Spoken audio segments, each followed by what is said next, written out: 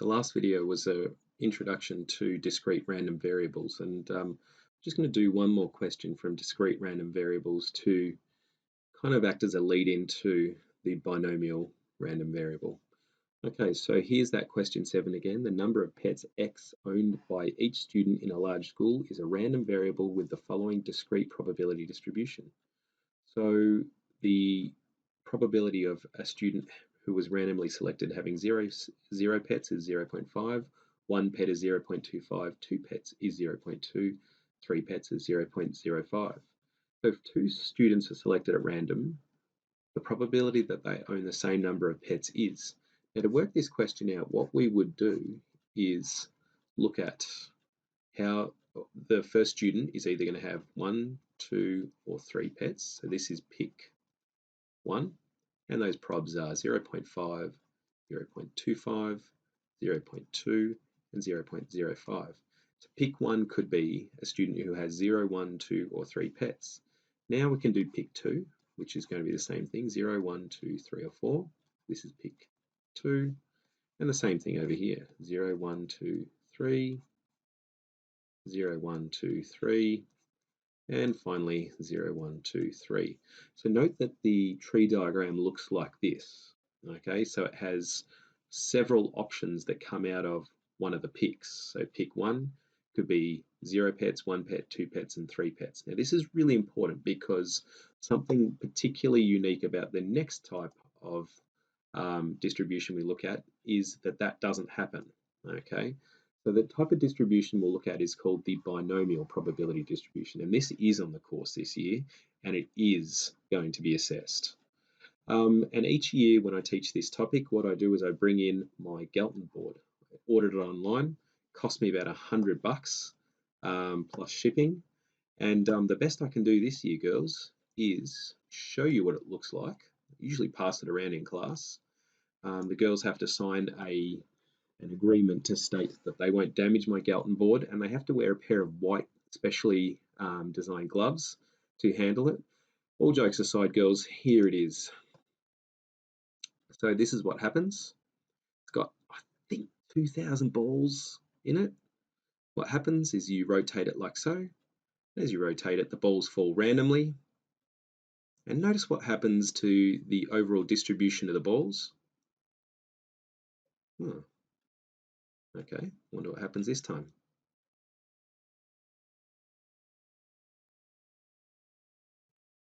Balls fall randomly. Slow-mo shot here. It's just building up the tension. Wonder what's going to happen. Oh, gee, that looks a bit like a normal distribution curve, just like it did the first 3 times. And what you'll note here, girls, is that the Galton board produces a normal distribution curve, or an approximation to the normal distribution curve each time. Okay, so the shape comes out exactly the same. So even though the ball will fall either left or right, okay, what we're going to get is virtually the same distribution each time. Now, here's my cheap substitute this year. So this is off a website called Maths is Fun, and I agree, Maths is fun. So well done on putting themselves out there. And what we're noting here is that I've got they call it a quincunx. I've never heard that. I don't even know whether I pronounced it right, but I call it a Galton board. And we've got a size 6 Galton board. So that basically means that the ball's going to start and either go to the left or the right as it hits each of the pegs. And that we're sort of saying that the probability here is 50-50. So the chance of it falling to the left or the right is 50-50. So it's the same. Right, and we're just going to run it at a certain speed. So let's just see what happens as the balls fall down. And so here they come. We're going to bump that speed up a little bit more. And you can notice here that we get this same distribution of the balls once it runs through the Galton board there. So in the middle here we get the most, and either side here we get the least. In fact, we got 0 on either side. Oh, we got 1, and 1 on this side as well. Right, and this would be like the ball falling right, and then right, and then right, and then right, and then right. Okay, you'll understand that the probability of that happening is low. In fact, 1 in, how many times have I done this? 117 times. Right, and what we can do with this Galton board is just increase the size of it. And let's restart it with a 15. Let's see what happens. Let's bump up the speed a bit more. All right, so here come the balls. All right, and what we're seeing is the distribution again is concentrated about the middle. Okay, so the middle here produces the most. On either side, we get a fair few, either side there. And you can see here that the chance of the ball falling to the left, left, left, left, left, left, left, how many times? 14 times. At the moment, we haven't had any customers do that, nor to the right. In fact, we haven't had any go once to the right, okay, and then all lefts. All right, and so if we ran this, what we would get is a fairly nice normal distribution curve, or that's that nice pattern anyway at the moment. All right, how many times have we done it? 200. I'm sort of holding out for one, maybe over here. The chance of that happening is 2 to the 14, 1 in 2 to the 14. Okay, so what's that? 2 to the power of 14. 1 in 16,384. So in theory, we're going to have to run this a lot longer to get our either left, left, left, left, left, or right, right, right, right, right 14 times. So I'm probably not going to make this or make you guys sit through that. Oh no. They sort of, oh, here we go. No, no. Oh, it's close. I mean, it got down there. So anyway, all right. So there you go, girls, and that's a Galton board. Now that's going to become important when we consider the binomial probability distribution. So binomial random variable is a specific type of discrete random variable, and it has its own particular probability function. You may hear the binomial distribution referred to as a Bernoulli distribution, and the trials conducted referred to as Bernoulli trials. Okay, and so the Bernoulli family was actually really famous in mathematical circles, and it's a shame that this one doesn't refer specifically to Jacob.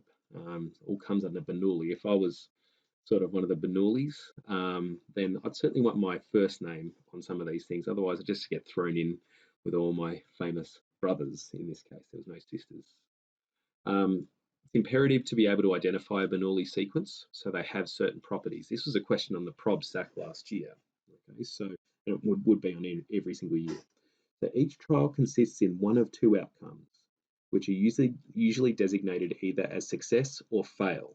Okay, now that again is really different from that discrete random variable we saw earlier, which had 0, 1, 2, 3, 0, 1, 2, 3, etc., etc. Bernoulli trials will either be pet or not pet. Okay, so it's either going to be one thing or the other. So it's very important to note that. The probability of success on a single trial P is constant for all trials, and thus the probability of failure on a single trial is 1 takeaway P. So that means like if we're tossing a coin, okay, and on the 15th coin toss, I go, oh, guys, what's the chance of getting a heads now? You should all be like, same as before, Mr. Miller, same as before. Okay, so the probability of success on a single trial is constant. It's going to be the same for all trials. All right, the trials are independent so that the outcome on any trial is not affected by the outcome of any previous trial. Okay, so it doesn't look behind it and go, ooh, that's happened, so I better change the overall outcome. So an example of a Bernoulli sequence is tossing a dice several times and getting a 6 on some or all of the throws of the dice. Okay, either you get a 6 or you don't, and on each roll of the dice, the chance of getting a 6 is exactly the same. The number of successes in a Bernoulli sequence of n trials is called a binomial random variable and is said to have a binomial probability distribution. Okay, so the number of successes in a Bernoulli sequence of n trials is called the binomial random variable. So we could get, like on a coin toss, we're looking at the number of heads. Okay, we could get like 0 heads, 1 head, 2 heads, 3 heads, 4 heads, 5 heads on 5 coin tosses. Okay, and so the number of heads right there becomes the random variable. If x represents a random variable which has a binomial distribution, then it can be expressed as the following. So x is the random variable. We use this tilde here. We use the words capital BI, where we have n. Okay, so this n value here refers to the number of trials that are taking place. Okay, so in that quincunx we looked at before, this one here, okay, we had 14. So this was done 14 times. Okay, and P is the probability of success. Okay, again, going back to the quincunx, it was 50-50 either way, or half this way, half this way. Okay, so probability of success was half or 0.5. And note that you need to write this whenever you answer questions that involve a binomial distribution. Okay, so this statement here often forms the first of 2 marks. Okay, and the same goes for the normal distribution, which we will do later. Okay, so a formula for calculating probabilities with binomial distributions appears as follows. Okay, so this is a formula that you can use to do it. So the probability that the binomial random variable takes on a certain number of favorable outcomes, for example, 10, what we can do is use this particular formula. Okay, so here we've got nx, okay, and that's, remember that there is n choose, well, that should be an x there, n choose x, okay. So that's what that one is there, n choose x. So NCR p to the x, 1 take p to the n take x, where p is the probability of success, and this one here is the probability of failure. Okay, we'll talk a little bit more about the formula later on, but first of all, we're going to use the calc to help us out. So we can work out the probability for a value simply by going through the statistics section. I actually don't do it this way, so just going to have to dust off the cobwebs a bit and do this now. Stats is here. Right, so can use binomial PD in StatScreen. It's in the calc distributions. So there's a number of distributions built into this calculator. This defaults to normal. And what we want is binomial probability distribution.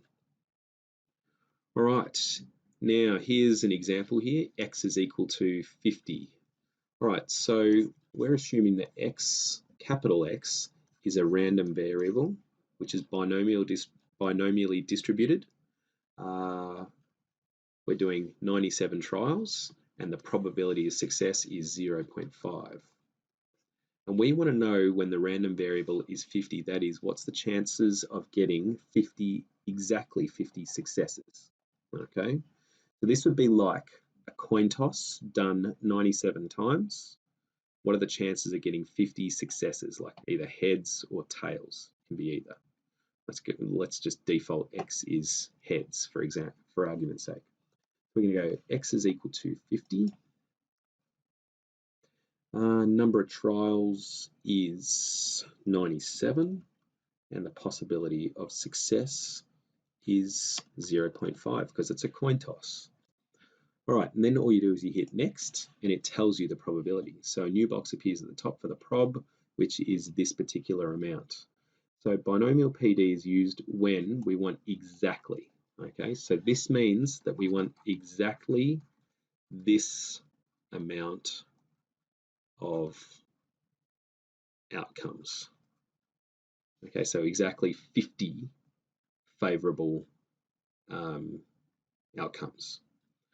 All right, so graph of the distribution can be found by tapping the graph icon in the top left-hand corner. So that's this one here. So there's the graph. That's what the binomial distribution looks like. Look familiar? Hopefully it does. It's the Galton-Board distribution that we saw earlier.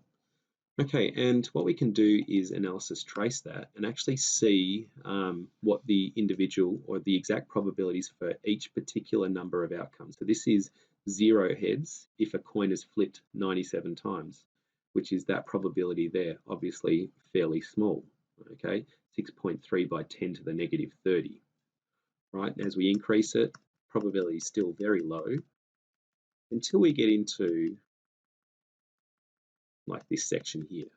Okay, so now we get larger probability. So 49, 48, roughly around the center there, or the halfway mark of 97, produces the highest probability. And then it goes back down again. Because of course we know that if I said to you, I'm going to flip a coin 97 times, what are the chances of them all being heads?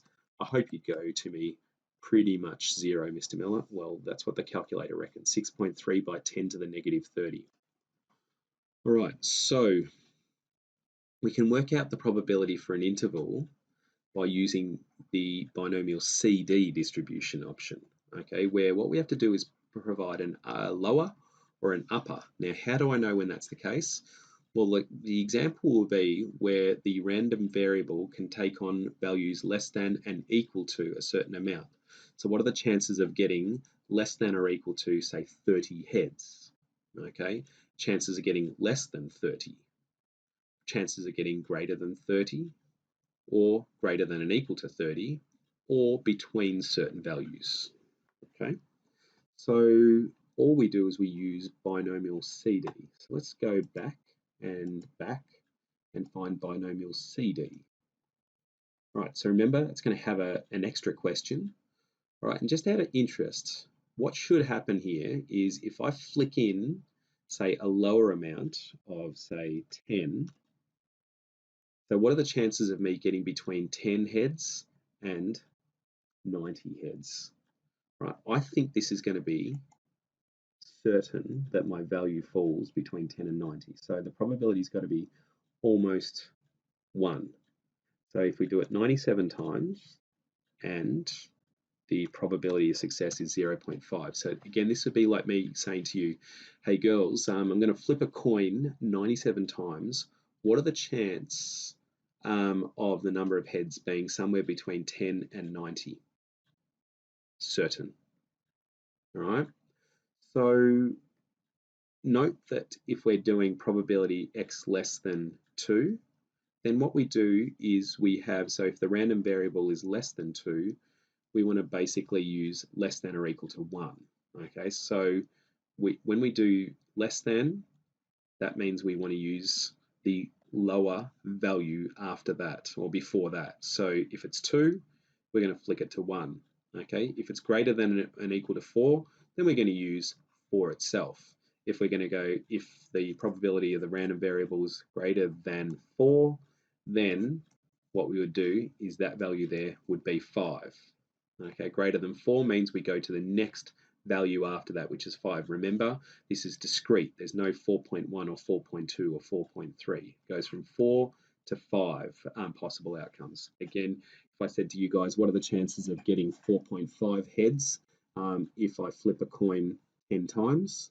You would say you can't get 4.5 heads. Okay, so again, because of the discrete nature of it, greater than 4 means that we're looking at 5 heads, 6 heads, 7 heads, 8 heads, 9 heads, or 10 heads.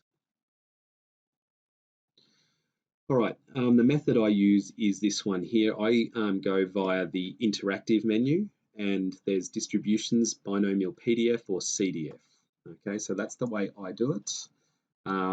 So it's not necessarily the best way to do it or anything, but it's just the way I like to do it. So I never go through action, because action means that you have to supply the arguments in the correct order, and I can never remember the order. So we go to distribution, okay, and because this is discrete, we want to go with discrete and binomial PDF.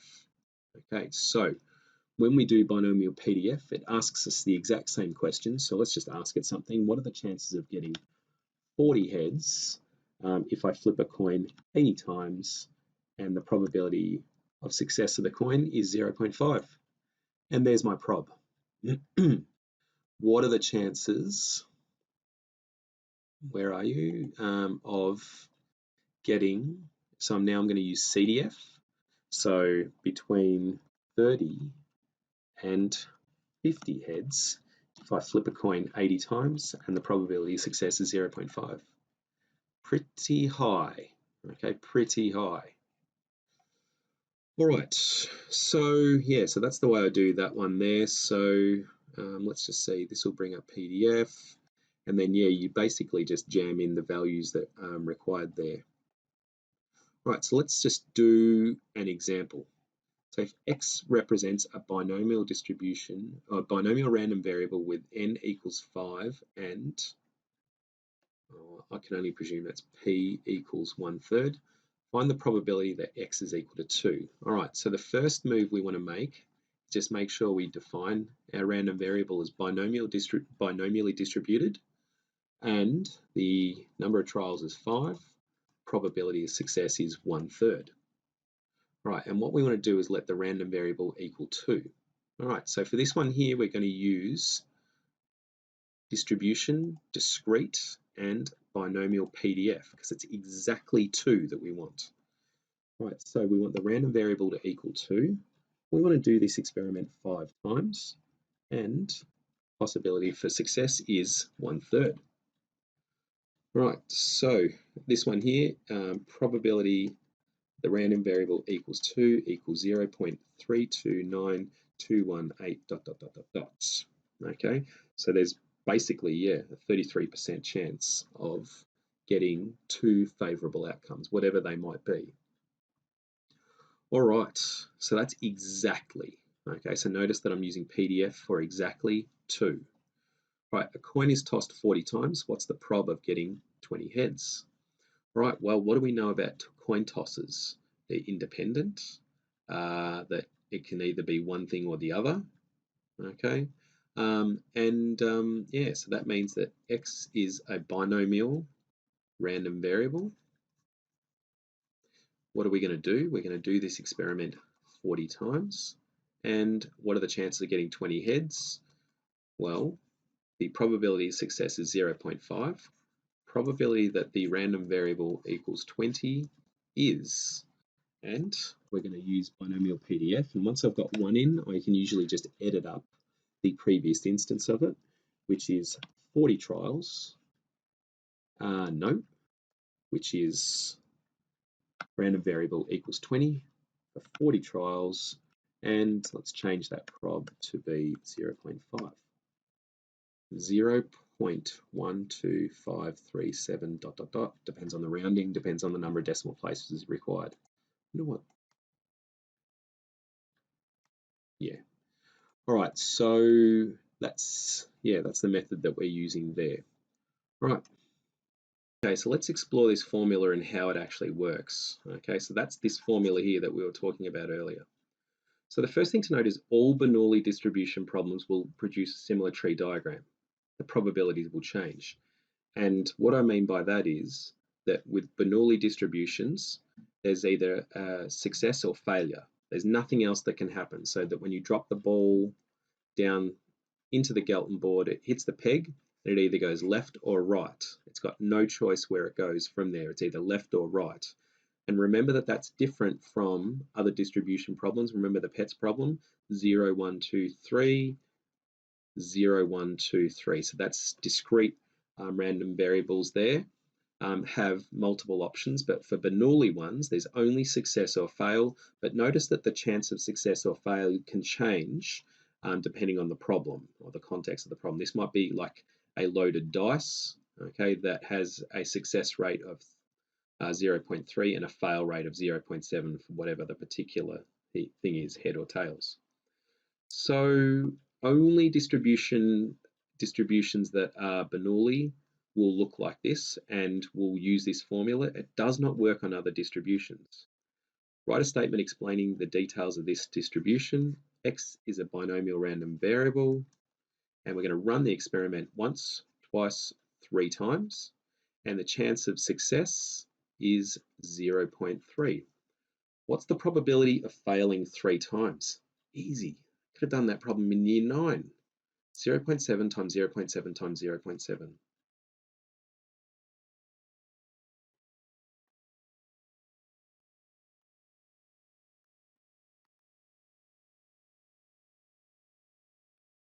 All right, but what about if I wanted to do this problem using the formula? It's like, yeah, I want to use the formula, Mr. Miller. Looks awesome.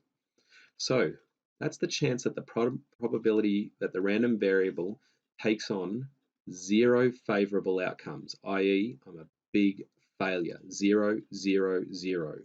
Okay, so I get fail, fail, fail. Okay, so I get no successes. All right, that's going to be NCX, which is N is the number of trials, which is 3. Choose X is the value that the random variable we want to take on is 0, multiplied by P to the X, that's a probability of success, which is 0.3. We want to raise that to, what's it telling me, X, where X is equal to 0, multiplied by the chance of success, which is, or chance of fail rather, which is 0.7, and N take X is 3 take 0, which is 3. Now notice that 3 choose 0 is 1, 0.3 to the power of 0 is 1, times 0.7 to the power of 3, which also equals 0.343. Exactly the same result. This one used the formula, this one used basic common sense. Write all the different ways to fail once. All right, so we can have that, we can have that. So I'm just writing the sample space here because it helps me see it a bit better. FSS, S, F, fail, fail, S, F, F, F. All right, write all the different ways to fail once. So that's 2 successes. So we want the probability that the random variable has 2, all right? But let's just do it manually. Right, so that's 2 successes. That's that one, it's that one, and it's that one. All right, so SSF, SFS,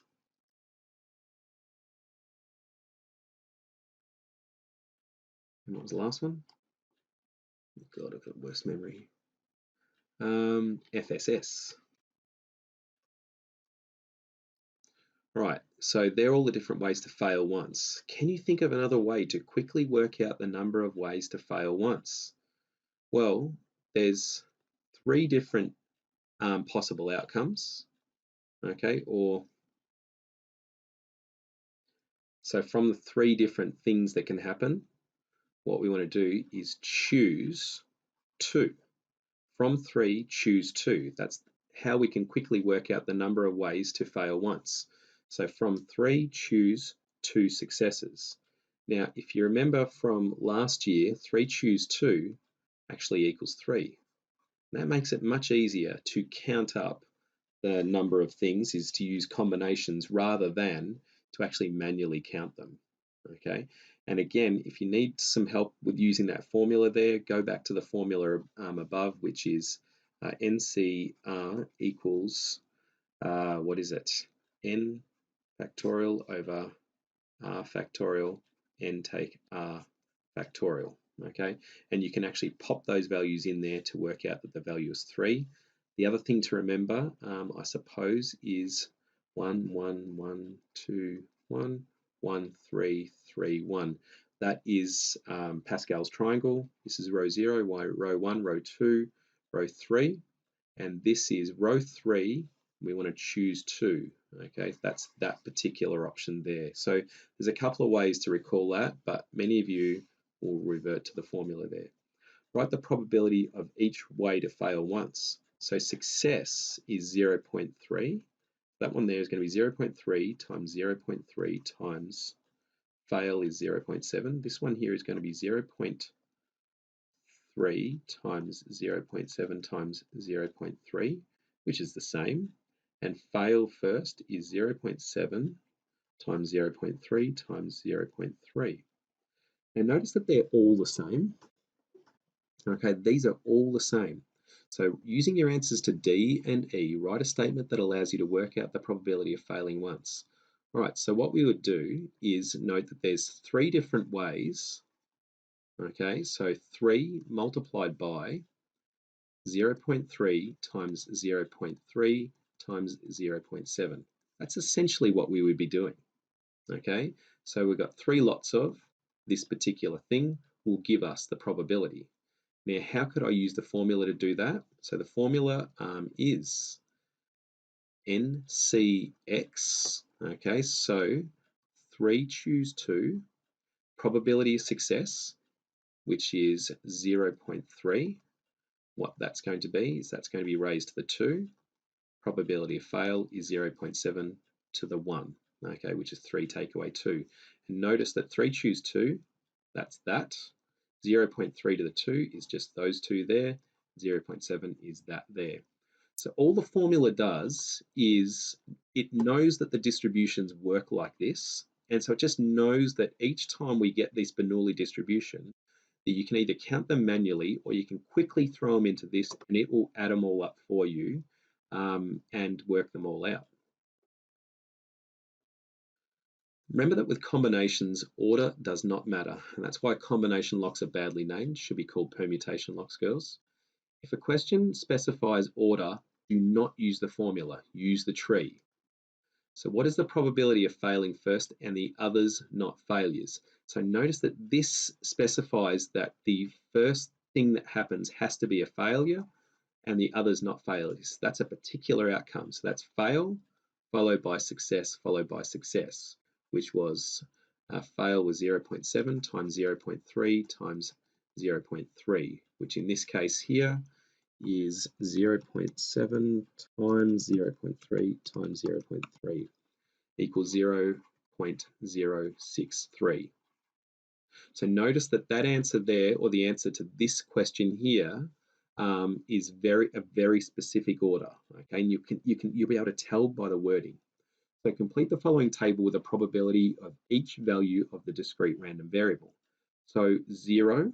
Okay, so that's, remember, and we've got x being, what's x again? The number of successes. So this is 0 successes. So we had, that was 0.343. Probability of 1 success, 2 successes. So 2 successes, we saw that one here. That was this one, which we actually never worked out, which is going to be 3 multiplied by 0.3 to the power of 2 multiplied by 0.7. Okay, so that's going to be 0.189. All right, this one here is going to be, so 1 is going to be 3, choose 1. So that's the probability of success where we've got 1, which means we've got 2 fails. So we've got 0.3, which is success, raised to the 1, 0.7 to the 2.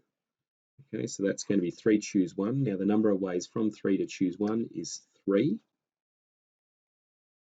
multiplied by 0.3 multiplied by 0.7 to the power of 2. So 0.441.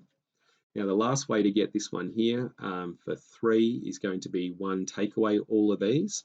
So let's just try 1 takeaway first of all.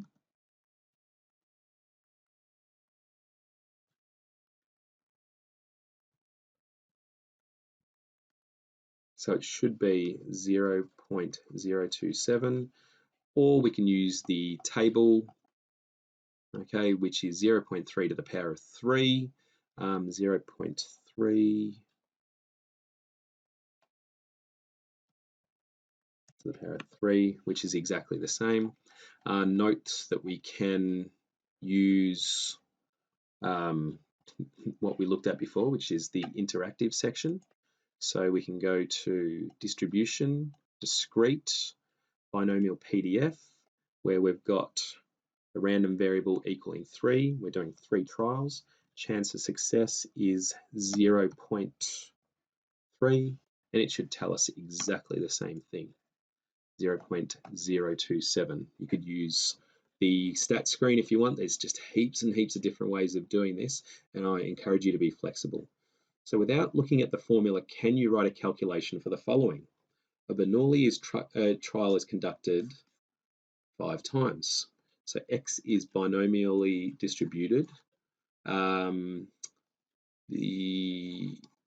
trial is done 5 times. The chance of success is 4. And what we want is the probability that the random variable equals exactly 3. All right, so what that's going to be is from 5, choose 3. All right, now we look at success. We raise that to the 3, fail, raise that to the 5 take 3, which is 2. Okay, and on the calculator, we can get to the combination section by going to advance, NCR, 5.3 multiplied by 0.4, the power of 3, multiplied by 0.6, the power of 2. Now, the good thing about this is we could get an exact answer if we wanted. 144 over 625, so we can get that as a fraction. It'll be okay as a decimal because it's a terminating one. All right, so equals 0.2304. So there's how I would use the formula, but remember the final way that we can do that is using one of the calculator functions. So binomial PDF, want the random variable to equal 3. We want to do this trial 5 times, and the probability of success is 0.4. It should tell us exactly the same thing, and there it is. Let's try a few more problems. A card is chosen randomly from a standard deck of 52 playing cards. The card is replaced and another card is chosen. So that's important. The replacement means that the probability will be the same all the way through this. The process is repeated until 6 cards have been chosen. Okay, what is the probability that 6 hearts have been chosen? Okay, so let's write our statement in first of all. So x is a random variable that is binomially distributed. Right, we're going to do this 6 times. So there's 6 stages of the experiment. And what we're looking for is hearts. So the chance of a heart being chosen is there's 13 hearts in a deck of 52, or better expressed, there's a 1 in 4 chance of getting a heart. So the chance of success is 1 in 4. We want the hearts. Okay, so what's the probability that 6 hearts have been chosen? All right, so again, what we'll do is we'll use the calculator feature. So this is my favored method of doing this problem here. So we're going to go and say we want probability that x equals 6 equals. Now, okay, I probably didn't need to use the calc on this one, but I'm going to do it anyway. And then, so the random variable equals 6, number of trials is 6, and the probability of success is a quarter. So there it is there, fairly low, okay, which seems to make sense. So probability is 0.00024 dot, dot, dot, dot, dot. Now, what's another way I could do this? Okay, what we're going to note is that we can either have success or fail. Success is 1/4, fail is 3/4. So what we would be looking for is 6 successes in a row. So that's a quarter, then another quarter. So that's actually the same as if I worked out a quarter to the power of 6. So this should give us exactly the same results. So 0.25 to the power of 6 is exactly the same result. Okay, so again, important to note that, yeah, with some, you can be flexible with how you actually write that. 0.244 dot, dot, dot, dot, dot. Okay, 2 hearts have been chosen. So we want to know what's the probability that the random variable equals 2. Okay, so that one there, what we'll do is interactive, distribution, discrete. All right, so the random variable equals 2. We're going to do this 6 times, and the chance of success of getting a heart is a quarter. So it goes up a bit, 29663 dot, dot, dot, dot, dot. Again, just check the rounding on that. Right, probability at least 1 heart has been chosen. Probability that at least 1 heart has been chosen. So that's a probability that the random variable is greater than and equal to 1. Okay, at least 1 heart means 1 heart, 2 hearts, 3 hearts, 4 hearts, 5 hearts, or 6 hearts. Now that's also the same as saying probability of 1 remove the random variable equals 0. Okay, it's exactly the same thing. Okay, so at least 1 heart has been chosen is the same as 1 take away the chance of getting 0 hearts. So we can work this out quickly by doing 1 takeaway. So that's 0 hearts. Okay, so that's fail on each occasion, 3 on 4 to the power of 6, which is quite high, 0.82202 dot dot dot dot dot. Right, let's try it another way. Okay, so we're going to go to distribution, discrete. We're going to use binomial CDF, okay, because remember that allows us to put in an upper and a lower. So I'm going to go 1 all the way up to 6. I'm going to do this 6 times, and the possibility of success is 1/4. Should be exactly the same answer. Yes, it is. All right, so again, that flexibility there is important. Okay, department store knows from experience that 65% of payments for goods purchased in their store will be cash. Okay, so each transaction is independent. Find the probability that out of 5 payments chosen at random, 1 will be cash. So we got cash or not cash, 0.65 and 0.35, then so forth and so forth. So it's independent of the last. Okay. So again, this is a binomially distributed variable with we're doing 5 payments. So we're doing this trial 5 times.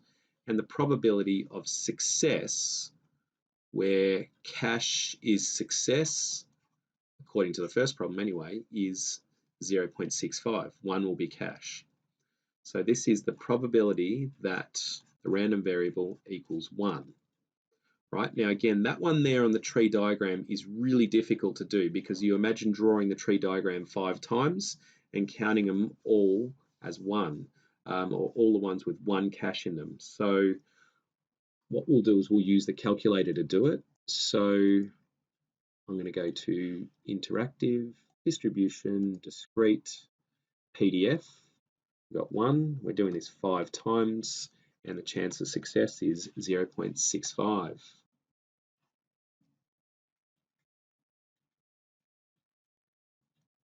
Right, now note that you can do this with the formula. So probability x equals 1 is, right, so from 5, we've got 1 being successful, where we're saying that cash is successful. I don't know, cash is good, I suppose.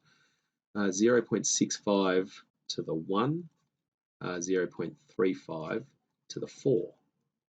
Okay, so 5 take away 1 is 4. So this should yield exactly the same result. NCR 5.1 is just 5 times 0.65 to the 1 times 0.35 to the 4. And of course it works. All right, so exactly the same result there. Again, just showing you for flexibility's sake. All right, the first one will be cash and the others not. All right, so notice that this one here is very specific. So this is cash followed by not cash, not cash, not cash, followed by not cash. This one here, you don't want to use any of these binomial CDF, PDF, whatever it is. Okay, all we're going to do is note that the chance of getting a cash is 0.65, not cash is 0.35, and we're going to do that 4 times. Okay, so that's a very specific order stated there. We're going to go 0.65 multiplied by 0.35 to the 4, which is equal to 0.009754, blah, blah, blah. Now again, just note that this is one very specific option from the tree, and that's why we've had to do that manually, whereas this one here represents a number of different options, okay? And it can be just brutal to try and count up those options, so this is why we want the calc to actually help us out with it. All right, for a binomial random variable x, the probability of the random variable equaling 0 is that. Find n if p is equal to 0.1. Okay, so for this one here, what we're going to do is note that the formula is probably the way to go. Probability x equals 0 equals. Right, so n is the number of trials. Choose the random variable is equal to 0. Success is 0.1. That's the probability of success. That's going to be raised to the power of 0, and that's going to be 0.9, which is fail raised to the n take 0. All right, now n choose 0, that's always going to be 1 multiplied by 1 multiplied by 0.9 n take 0.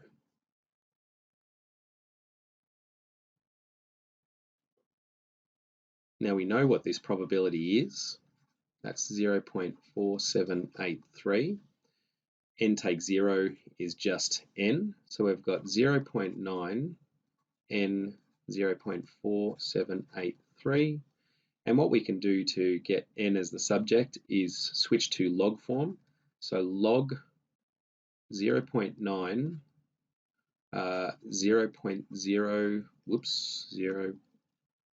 0.4783 equals n. That's our n value. I doubt they would expect something like that, like an exact answer, because that's as ugly as it gets. But I'm inclined to say that the question will be written like this. I'll allow you to use your calculator. Equals 0.9 the power of x for x, which is n equals 6.999 dot dot dot dot dot. Therefore, n equals 7, okay, because you can't have 6.999 trials. It has to be a whole number of trials. Either it is a trial or it isn't a trial. So n is going to be equal to 7, okay? And again, we can quickly try this out then. So I'm going to go to discrete binomial. Now what I'm going to do is I'm going to try something 7 times. No, I'm going to try 0 7 times to get a probability of 0.1, and there's my probability, 0.829 with rounding gets to that. So that's just working in reverse to check that n equals 7 works. Right, finally, we can use binomial distribution with conditional prob. So a new drug is developed which will successfully treat hay fever in 40% of cases. So success, fail, 0.4, 0.6. 10 hay fever fever sufferers take part in testing the drug. What's the prob that 4 will be cured? So probability that x is equal to 4, where x is a binomial. We're doing this 10 times. Chance of success is 0.4. So x is equal to 4. Again, let's bang this into PDF, where we want the random variable to equal 4. We're going to do this 10 times. Chance of success is 0.250822 dot dot dot dot dot. What's the probability that 4 will be cured given that at least 2 are cured?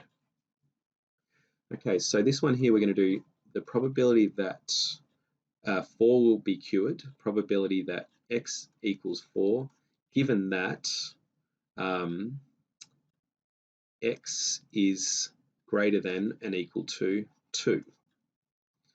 All right, so that's going to be, what we're going to look at here is the probability that x equals 4 over the probability that x greater than and equal to 2. All right, so what we're going to do is we want to know the chance of 4 being cured, but I know that the number of people cured is at least 2. So what I'm going to do is just shrink the sample space down and only work out the probability, not over 1, but over this particular amount here, because we've got a smaller sample space. All right, so I've got the first one. I'm just going to copy binomial PDF in. And no, I can't use PDF on this. So I'm going to get rid of that. Go to interactive, discrete, CDF, where lower is 2, upper will be 10 because there's a total of 10 trials, and possibility of success is 0.4. Right, so there it is, it's out of this amount here. So it's going to be 0.2508 dot dot dot over 0.95364 dot dot dot dot dot. equals. So let's grab that and divide it by that. And you get 0.263015. Check the rounding. All right, so there is a fairly lengthy crash course in the binomial distribution. So there's a number of questions there. Be flexible in your calculator use. Ask lots of questions from me.